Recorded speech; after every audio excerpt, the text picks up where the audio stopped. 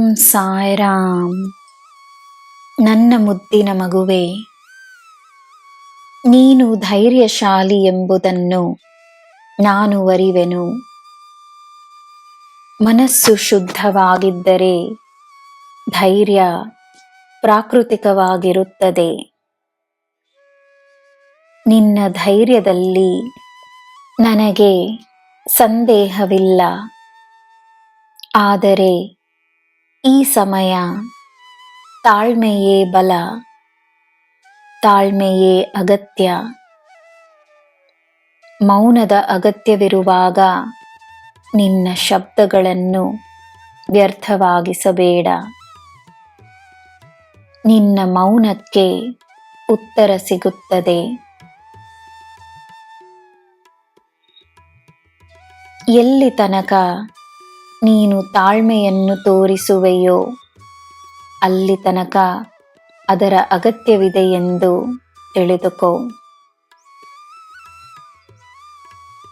ಸಕಾರಾತ್ಮಕತೆಯನ್ನು ಮಾತ್ರವೇ ಜೀವನವಾಗಿಸಿಕೊಳ್ಳಬೇಕೆಂದು ನಿರ್ಧರಿಸಿಬಿಟ್ಟರೆ ಒಳ್ಳೆಯ ಜನರು, ಒಳ್ಳೆಯ ಭಾವನೆಗಳು, ಒಳ್ಳೆಯ ಆಲೋಚನೆಗಳು, ಒಳ್ಳೆಯ ಕೆಲಸ, ಒಳ್ಳೆಯ ಮಾತುಗಳು, ಒಳ್ಳೆಯ ಕಾರ್ಯಗಳು ತಾನಾಗೇ ನಿನ್ನ ಜೀವನದಲ್ಲಿ ತುಂಬಿಕೊಳ್ಳುತ್ತವೆ.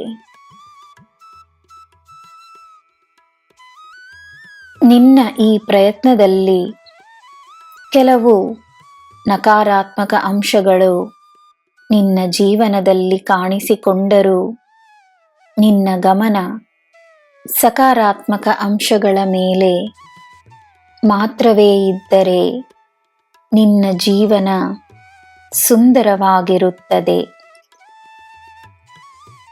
ಅದರಲ್ಲಿ ನಿನ್ನ ಸಹಾಯಕ್ಕಾಗಿಯೇ ನಿನ್ನ ಈ ಬಾಬಾ ನಿನ್ನ ಬಳಿ ಬಂದಿರುವೆನು. ನಕಾರಾತ್ಮಕತೆಗೆ ಅಸ್ತಿತ್ವವಿಲ್ಲ, ಅದಕ್ಕೆ ಜೀವವಿಲ್ಲ.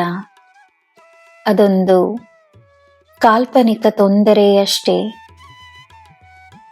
ಸಕಾರಾತ್ಮಕತೆ ಹಾಗೆಯಲ್ಲ, ನೀನೇ ಸೃಷ್ಟಿಸಬಹುದಾದ ಒಂದು ಸುಂದರವಾದ ಸತ್ಯ.